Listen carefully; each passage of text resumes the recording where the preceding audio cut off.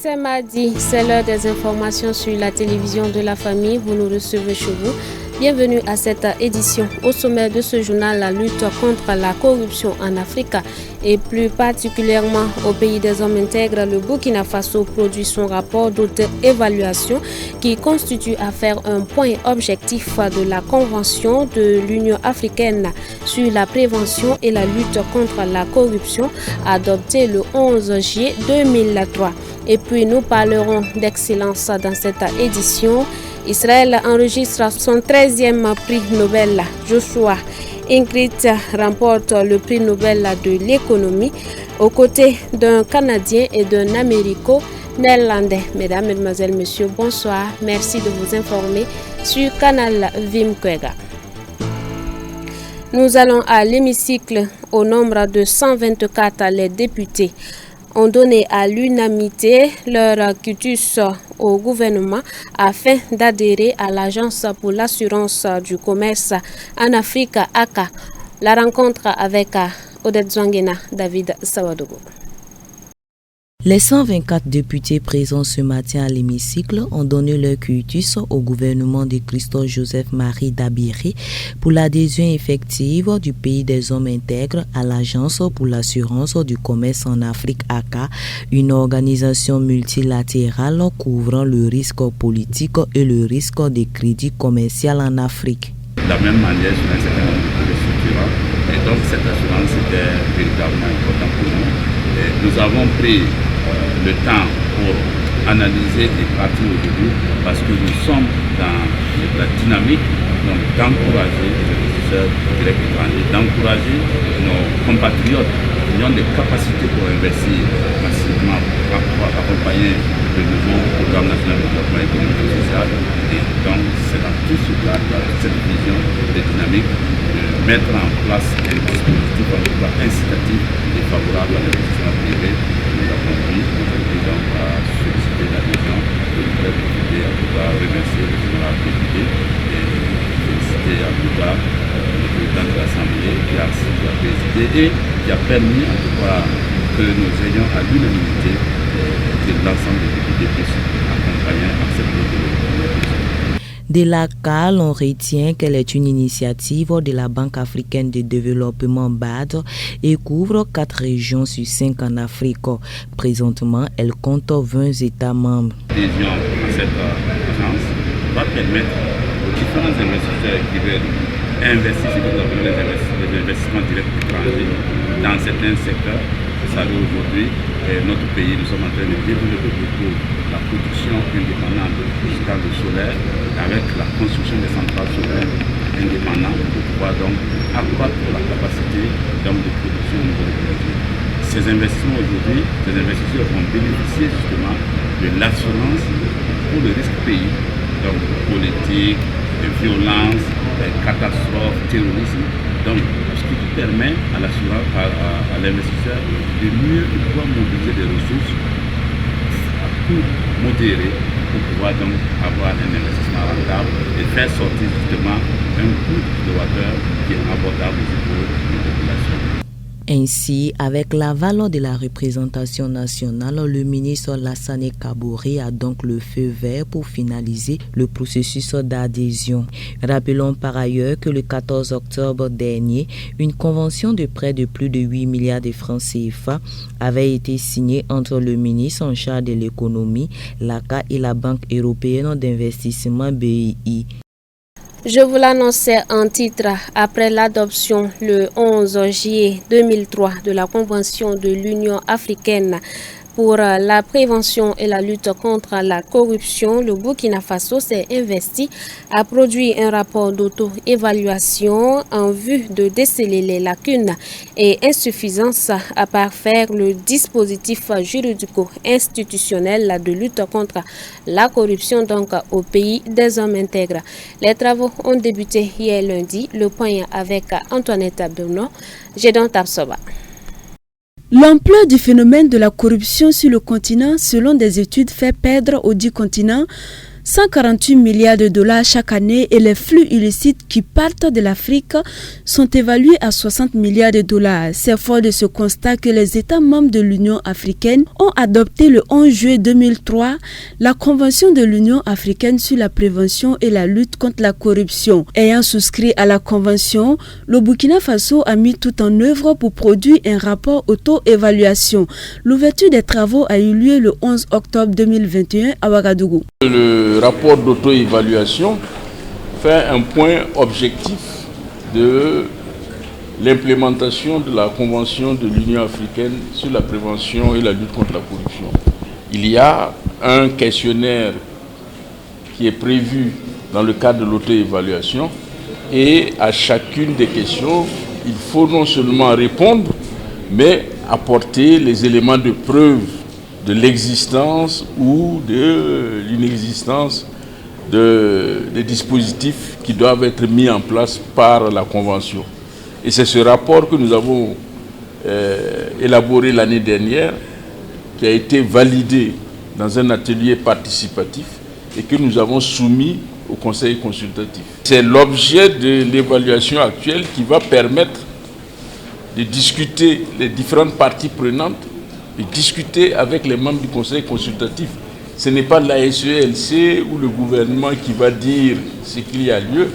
Le Conseil consultatif va rencontrer les différents acteurs et à l'issue de ces différentes rencontres, on fera le bilan pour savoir où est-ce que le Burkina Faso a des efforts encore à faire, qu'est-ce que les autres pays peuvent apporter au Burkina Faso dans le cadre de la lutte contre la corruption pour qu'on puisse améliorer le dispositif juridico-institutionnel de la lutte contre la corruption. La délégation du Conseil consultatif de l'Union africaine sur la corruption a pris part aux travaux en vue de vérifier la conformité des pays qui ont ratifié la Convention. Nous sommes là, nous sommes 5 membres de délégation ici à Burkina Faso pour mettre en œuvre le mandat que nous a confié donc l'Union africaine, c'est de vérifier la conformité des pays qui ont ratifié la Convention par rapport aux dispositions de la Convention. Nous sommes là,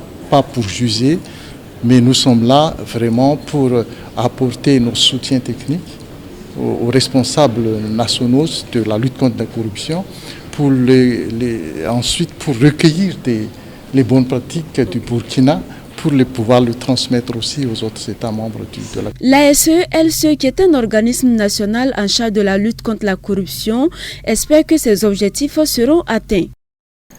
Nous changeons de registre dans cette édition. Le week-end dernier, l'église des Assemblées de Dieu Temple Emmanuel I de Kaya a commémoré ses 30 ans d'existence par ricochet, le centenaire de l'église des Assemblées de Dieu du Burkina Faso. La grande apothéose de cette double commémoration a eu lieu samedi dernier avec la présence du docteur Michel Ouedraogo, président de l'église des Assemblées de Dieu du Burkina Faso, qui salue le courage et l'œuvre abattue par le pasteur Abraham Ouedraogo 30 ans durant dans ce site de Kaya. On voit cela avec Moïse Kinda Odette Zwangena. Ce jour restera gravé dans les annales de l'église des Assemblées de Dieu du Temple Emmanuel I de la région ecclésiastique de Kaya. Et pour cause, cette assemblée célèbre son centenaire couplé à son 30e anniversaire. Et à cette occasion, l'enceinte du bâtiment n'a pas désempli. Au nombre des personnalités, on note la présence des membres du bureau exécutif du Conseil général des Assemblées de Dieu du Burkina Faso, avec à sa tête le président, le docteur Michel Ouedraogo, qui fut par ailleurs un promotionnaire du pasteur Abraham Ouedraogo, l'hôte du jour. Ça fait 43 ans, nous avons été diplômés à Koubri et nous sommes partis comme ambassadeurs un peu partout sur le territoire. Et je vois que plusieurs églises ont été ouvertes, dont celle-là. Alors, je suis venu d'abord pour lui présenter mes encouragements. Deuxièmement, je suis venu réellement pour encourager tous les autres pasteurs qui sont là. Eh bien, pour leur dire que c'est mieux de bouger, c'est mieux de travailler. Il faut risquer, il faut oser. des autorités politiques, le représentant du ministre de l'Énergie n'a d'ailleurs pas manqué de transmettre les vives congratulations du docteur Bachir à la communauté. Monsieur le ministre nous a chargé de dire toutes ces félicitations au pasteur Ouedraogo et à tous les fidèles de cette église. Et des leaders coutumiers de la localité. Ils sont venus nous convier au 30e anniversaire de cette église, car ce sont les aïeux du dimanche qui ont reçu l'évangile et le pasteur Abraham, et il a accompli sa mission à Bousouma jusqu'à son départ à Kaya. Ainsi, ils voudraient traduire leur reconnaissance et nous ont invités dans cette cérémonie d'action de grâce à Dieu pour que nous soyons aussi témoins et qu'ensemble nous bénissons Dieu. Sous la houlette du docteur Samuel Yameogo, les fidèles du temple Emmanuel de Ouagadougou implantaient le 26 octobre 1991 l'une de ses annexes ici à Kaya et dont les rênes ont été confiées au pasteur Abraham Ouedraogo qui provenait tout droit de Bousma. Aujourd'hui, 30 ans plus tard, à sa qualité de président d'honneur de cette double commémoration, le docteur Samuel Yameogo a félicité le pasteur principal de cette église pour leurs prouesses engrangées, car au jour d'aujourd'hui, ce dernier a son actif l'ouverture d'une vingtaine d'églises et la consécration d'une vingtaine de pasteurs, sans toutefois manquer de l'exhorter à aller de l'avant. Le docteur Samuel a par la suite encouragé l'ensemble des chrétiens à demeurer fermes dans la foi. Nous sommes très reconnaissants au Seigneur quand nous avons connu les débuts de cette église, depuis que le pasteur était à Bousma. Et le temple Emmanuel de Ouagadougou, nous l'avons accompagné. Et maintenant, ce que je ressens, c'est que c'est une bonne occasion quand même de remercier le Seigneur pour le passé et surtout une occasion aussi de rappeler chacun sa responsabilité. Fort de ces 800 fidèles et de l'ensemble des œuvres de bienfaisance qu'ils ont pu accomplir de part et d'autre, sans compter l'affluence du jour, le pasteur Ouedraogo tire en somme une entière satisfaction, traduisant ainsi toute sa reconnaissance au roi des rois. Je ne pourrais exprimer toute ma joie à cet instant même, car à la vue de tout ce qui se passe et le dévouement du peuple de Dieu, nous ne saurons que prier le Seigneur de les bénir et aussi qu'il bénisse le Burkina Faso pour qu'il y ait toujours la paix à la gloire de son nom. Outre la cérémonie d'hommage aux pionniers, la remise du flambeau à la jeune génération, ainsi que la prière pour la stabilité et la paix au pays des hommes intègres, les autorités ecclésiastiques ont aussi procédé à la pose de la première pierre du nouvel édifice qui sera à l'image de celui du temple Emmanuel de la capitale politique burkinabé. Le coût de la construction est estimé à environ 50 millions de francs CFA. Voilà donc à l'issue de cette cérémonie de commémoration, suivant quelques réactions avec nos reporters Moïse Kinda, Odette Zongena. Comme c'était nos grands-parents qui avons reçu ça 100 ans passés, cette année de 100 ans, c'est nous qui recevons ça. Voilà, pour la gloire de Dieu. Pour relever ce défi, nous allons bien garder le flambeau pour les 100 ans qui reviennent. Nous voulons remercier les parents et les pasteurs de nous avoir accompagnés pour faire ce 30e anniversaire et ce centenaire.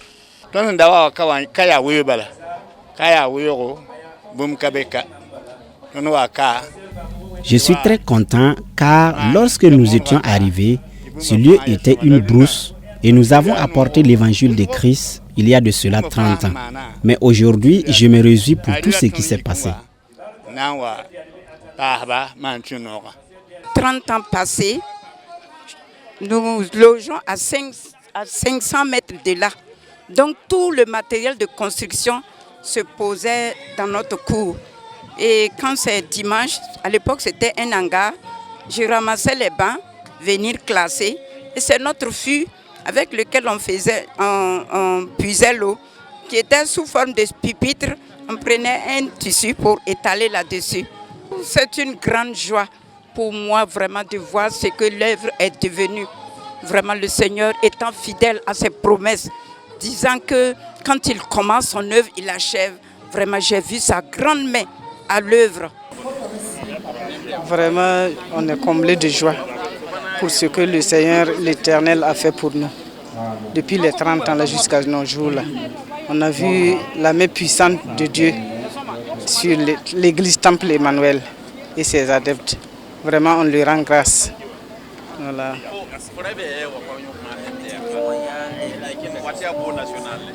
Bon, le début, on peut dire que ce n'était pas facile. Parce que l'église, bon, les adeptes ne dépassaient pas une vingtaine de personnes.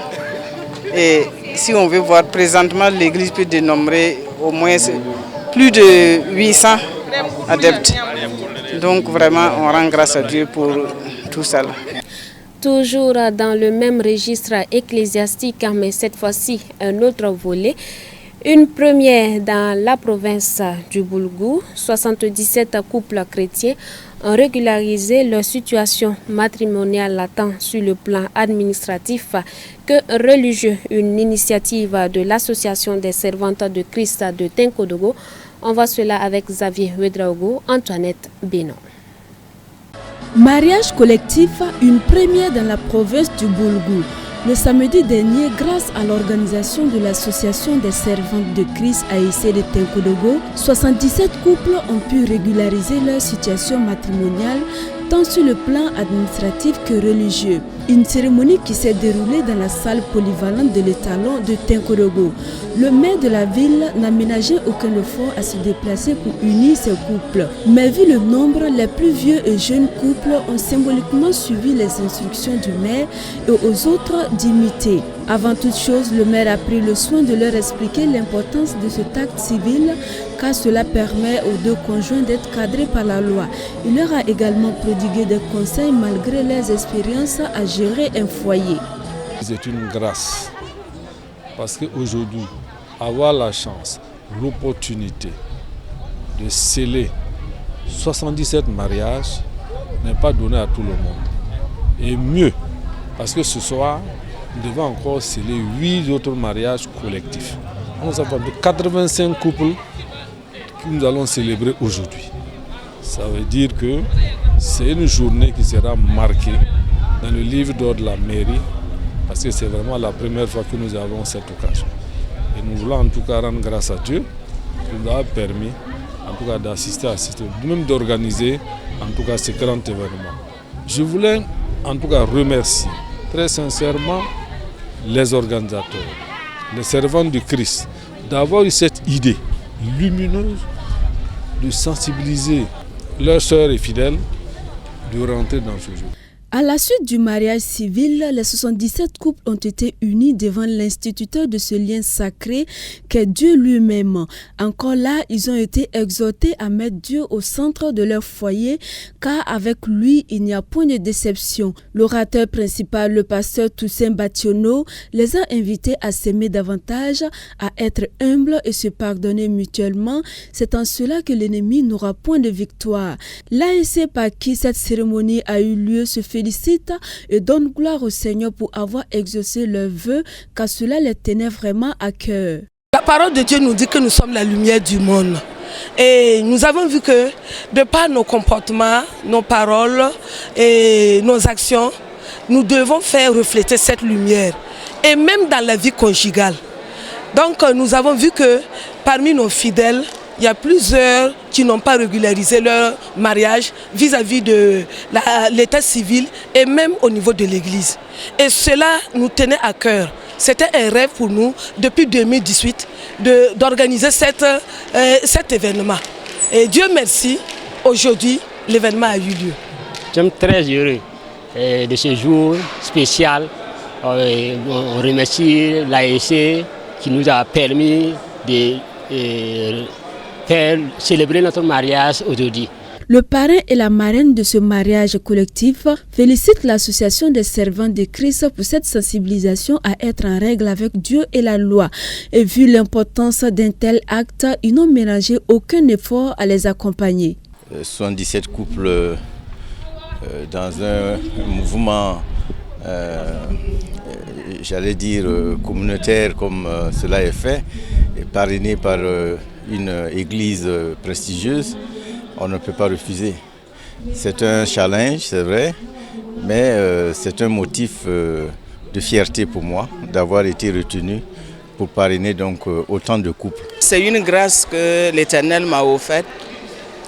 Et aussi c'est un grand honneur que l'ASC de Tinkodogo ait pensé à moi. Et j'ai accepté parce que ça cadre avec la volonté de Dieu. La Bible dit qu'il n'est pas bon que l'homme soit seul. Donc le mariage étant institué par Dieu lui-même, moi en tant qu'humain, je ne pouvais que juste accompagner avec ce que je pouvais pour que cette cérémonie puisse atteindre le niveau dont elles avaient voulu atteindre. Soucieux du bien-être de leur foyer, elle leur a offert chacun un livre pétri de conseils afin d'avoir une vie chrétienne exemplaire. Le président du conseil régional des assemblées de Dieu de Tinkodogo, quant à lui, salue les efforts de l'ASC et invite tous ceux qui n'ont pas encore régularisé leur situation matrimoniale à le faire et leurs portes sont toujours ouvertes pour les recevoir. Dieu est l'instituteur du mariage. Cependant, on ne rentre pas dans le mariage comme ça. Il y a des principes bibliques. Et la parole de Dieu nous recommande la soumission aux autorités. À l'église des assemblées de Dieu, si quelqu'un n'a pas formalisé ces choses, il ne peut même pas être permis à l'église de faire quoi que ce soit. Donc c'est un sentiment de joie et de fierté pour nous ce matin. Alors de voir 77 couples vraiment régulariser leur situation, que ce soit à l'église et à la mairie. Et nous voulons vraiment dire merci à l'ASC pour l'initiative. C'est notre fardeau qu'elle a porté. Ainsi, à la fin de la cérémonie, un repas fraternel a été partagé. Néanmoins, le souhait des responsables de l'Église, c'est que ceux qui veulent se marier se mettent en règle avec la parole de Dieu avant un quelconque acte. C'était le deuxième titre principal de cette édition et nous parlons maintenant Excellence. Le prix Nobel d'économie a été attribué hier lundi à 3 spécialistes de l'économie expérimentale, dont l'israélo-américain Joshua Ingris aux côtés du Canadien David Carter et de l'américo-néerlandais Guido Imbénissa. Joshua Ingris est le 13e israélien à avoir remporté un prix Nobel. Il est le 13e israélien à remporter un prix Nobel. Le scientifique Joshua Ingris fait partie du trio de lauréats récompensés du prix Nobel d'économie expérimentale. Sur Twitter, l'américano-israélien est chaleureusement félicité, à la fois par l'État d'Israël, mais aussi par le MIT, où enseigne le scientifique. Lui se dit surpris, il ne s'attendait pas à un appel de la Suède. J'ai été très surpris, j'avais pris un bref congé, j'étais sur la côte Est. Je me suis levé tôt par hasard, j'ai regardé mon téléphone et j'ai vu qu'il y avait des SMS, beaucoup de SMS. Et j'ai réalisé que je ferais mieux de me réveiller et d'y prêter attention. Joshua Ingris est citoyen américain et citoyen israélien, enseignant à la prestigieuse université d'Harvard, mais aussi à l'université hébraïque de Jérusalem avant de rejoindre l'Institut de recherche du Massachusetts en 1996. Penchant pour les États-Unis donc, mais une grande partie de son travail a porté sur le système éducatif israélien, en particulier sur la taille des classes. L'année dernière, il l'expliquait au magazine d'économie Econ-Focus de la Federal Reserve Bank of Richmond. Le système éducatif israélien fixe la taille maximale des classes sur la base d'une théorie du savant juif du XIIe siècle, Maïmonide. Il s'est avéré que le système scolaire israélien avait beaucoup de choses intéressantes. L'une d'entre elles était qu'ils avaient une règle sur la taille des classes qui peut en fait être datée du Talmud. Le sage biblique et érudit Moïse Maïmonide avait déterminé que la taille d'un groupe d'étudiants devait être plafonnée à 40. Si vous faites partie d'une cohorte de 41 élèves, ils diviseront votre classe parce que vous avez dépassé le plafond de 40. Si vous faites partie d'une cohorte de 39, vous resterez groupés. Il s'agit donc d'une belle expérience naturelle. Joshua Ingris a aussi rédigé plusieurs articles sur l'éducation et les conditions de travail à Gaza et en Cisjordanie. Il a publié en 2001 un article sur l'impact de la formation des enseignants dans les écoles publiques de Jérusalem.